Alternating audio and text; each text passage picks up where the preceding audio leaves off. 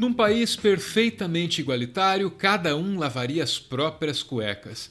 Algumas pessoas podem considerar isso desejável, porque aí haveria alguma justiça social.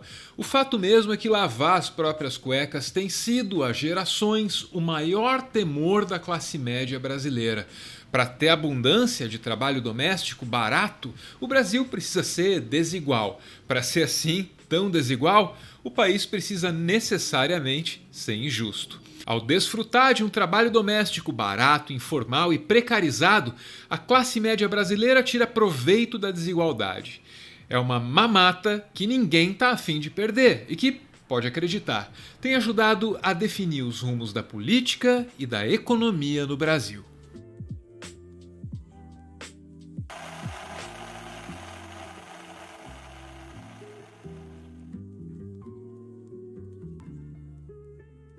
Em 2015, 6 milhões e 200 mil brasileiros desempenhavam o trabalho doméstico, 5 milhões e 700 mil mulheres, 3 milhões e 700 mil mulheres negras, isso segundo dados do IPEA.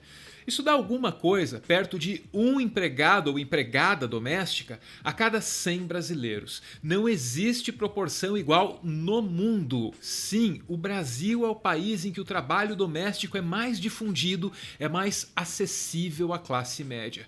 O segundo país com mais gente dedicada ao trabalho doméstico é a Índia. Lá são 4 milhões e 200 mil pessoas fazendo esse tipo de serviço. O Brasil, com seus 6 milhões e 200 mil, ganha de longe. É dispensável explicar que séculos de escravidão estão por trás da cultura do trabalho doméstico. Isso é óbvio, tão óbvio quanto os laços dessa cultura com o racismo. Um pouco mais difíceis de perceber podem ser os movimentos políticos gerados pela classe média brasileira para garantir, entre outras coisas, o privilégio do trabalho doméstico. Sim, é um privilégio ter alguém lavando a sua cueca.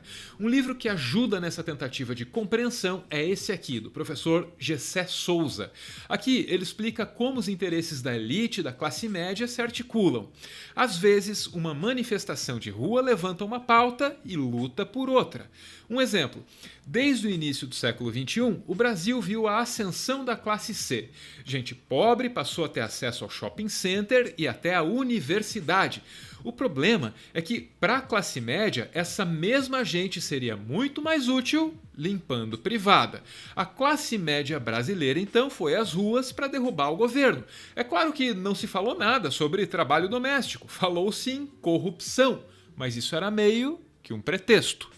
Por que esse pessoal saiu à rua, esses milhões? Ora, porque aí você tem a universidade, que estava começando a ser invadida, entre aspas, para esse pessoal, por negros e pobres. Aí passando de 3 para 8 milhões. Né? E a universidade é o bunker do privilégio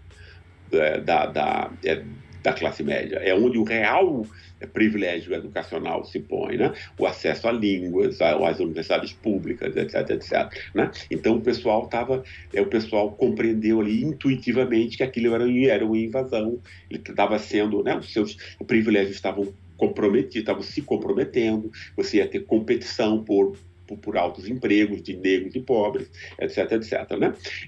O shopping center, que é um espaço enfim, de mostrar, né, a beleza, etc, estética, etc, estava começando a ser invadido, como nos rolezinhos, etc. Né? O pessoal estava começando a poder fazer uma viagem de avião ao ano, isso estava causando enorme, ou seja, você tem ali os lugares dessa classe, né, estavam sendo vindos, né, por pessoas que eles eram acostumados a ver como inferiores, como animalizados, né? A conclusão aqui é aterradora. Por trás do moralismo da classe média, o que existe é racismo. Entende? Quer dizer, então você tem aí, no fundo, por trás do moralismo da classe média, você tem racismo, né? A prática do racismo, o afeto do racismo, né? Certo? Com a máscara da falsa moralidade política, né? Né? Para que o racismo possa ser exercido sem culpa, né? E tal, né?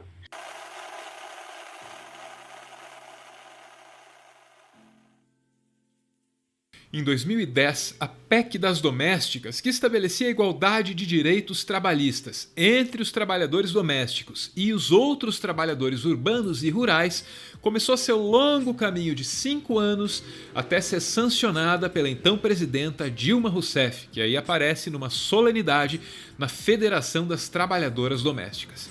Enquanto discutia a PEC das Domésticas, o Brasil chegou a lidar com alguns argumentos meio malucos, tipo, trabalhador doméstico não é trabalhador. Essa aí é a Regina Mansur, que foi muito ativa na resistência à PEC. Porque para mim, falar trabalhador doméstico não está tecnicamente correto, é o que se fala. Para mim é trabalhador. E tem outro que é o doméstico. O trabalhador doméstico é a confusão que está sendo criada agora. E é claro que na época ela ajudava a tocar o terror, dizendo que a PEC iria resultar no desemprego das empregadas das amigas dela. Só que essa lei esqueceu uma coisa, que uma casa de família não é uma empresa, não é uma empresa que gera lucros. Então a gente não pode ter os mesmos ônus que uma empresa tem. Então, na verdade, se existe alguma coisa de bom para o empregado, isso o tempo vai demonstrar. Então, qual é o primeiro momento? Vou despedir. Eu já conheço muita gente que despediu.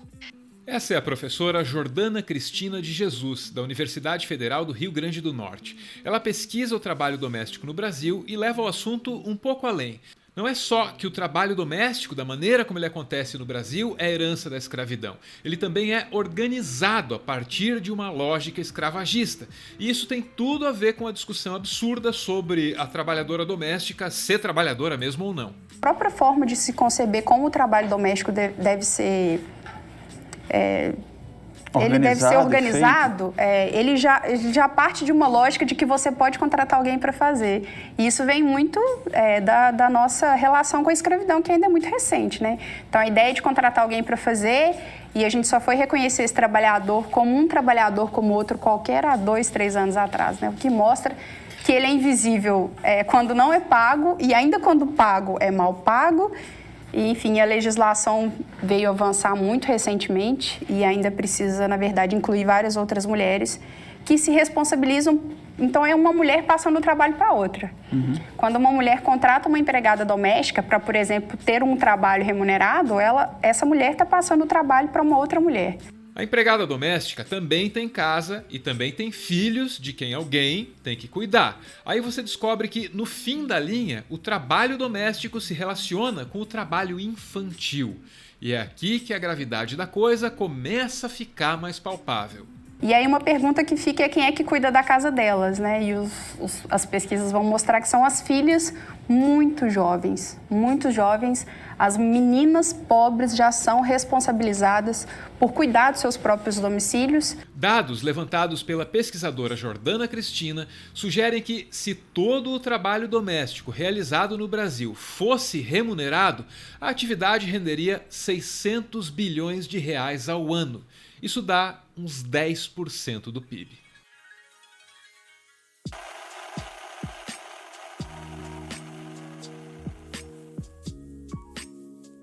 Nesse livro aqui, a professora Rosana Pinheiro Machado analisa a trajetória do Brasil recente, de 2013 para cá. Numa conversa recente com a gente aqui no Meteoro, ela avaliou que o período foi marcado por um certo recalque da classe média. Mais uma vez, isso tem tudo a ver com o trabalho doméstico e, de maneira mais específica, com a PEC das domésticas. A PEC das domésticas foi o que causou causou o grande desespero no imaginário das camadas médias, né? Para mim, é o maior evento dos recalques. Para mim, é o grande evento. É claro que os direitos adquiridos pelas domésticas impulsionaram o recalque, mas tem um outro fator. Foi quando a classe média testemunhou um aumento no poder de consumo dos seus, abre aspas, serviçais, fecha aspas. Foi aí que o bicho pegou. E aí, o que realmente deu ali, acionou o botão do recalque, foi a inclusão pelo consumo. Foi chegar em doméstica e dizer assim, olha aqui, patroa, olha aqui, senhora, eu não quero esse resto de comida, porque eu comprei um estrogonofe hoje. E aí, como fica essa relação de poder, que é uma relação de subordinação que a gente tem por séculos e que o poder da patroa se dá a partir de uma relação de generosidade que não é generosidade, que é dar e exigir de volta, exigir uma gratidão ilimitada, e que começa a chamar que audácia, ela não quer a minha roupa rasgada. Que um pouco, eu tenho que audácia, ela tem um celular melhor que o meu. Os tempos mudaram e cada avanço conseguido pelos trabalhadores na base da hierarquia social, cada avanço agora parece ameaçado. Sabe o que mais mudou? Aquele recalque para o qual a Rosana nos alerta, ele deixou de ser secreto. Agora ele tá aí, escancarado. Todo mundo indo para Disneyland, empregado doméstico para Disneyland, uma festa danada. Mas peraí, vai passear ali em Foz do Iguaçu, vai passear ali no Nordeste, tá cheio de praia bonita, vai para Cachoeira do Itapemirim, vai conhecer onde Roberto Carlos nasceu, vai passear o Brasil, vai conhecer o Brasil, entendeu? Tá cheio de coisa bonita para ver. Em nenhum outro país do mundo, classe média nenhuma tem a mamata que a classe média brasileira tem. E ninguém quer mudar isso agora não, não tem pressa.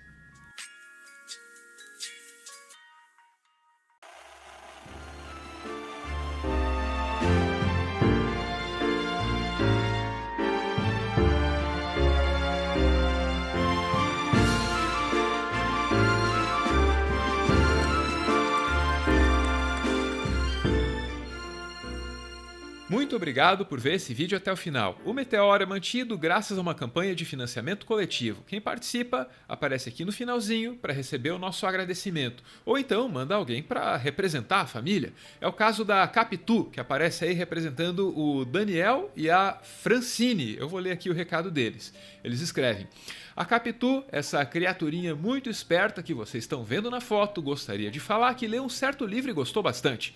Enquanto a vacina contra o coronavírus não chega, esse livro serve de vacina contra algumas insanidades que se propagam por aí e que são muito nocivas para a civilização.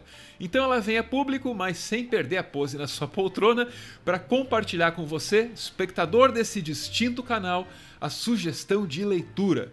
Mas, como não podia deixar de ser, só se você quiser. Muito obrigado, Daniel, muito obrigado, Francine, muito obrigado, Capitu, pela generosidade de todos. Beijo, valeu!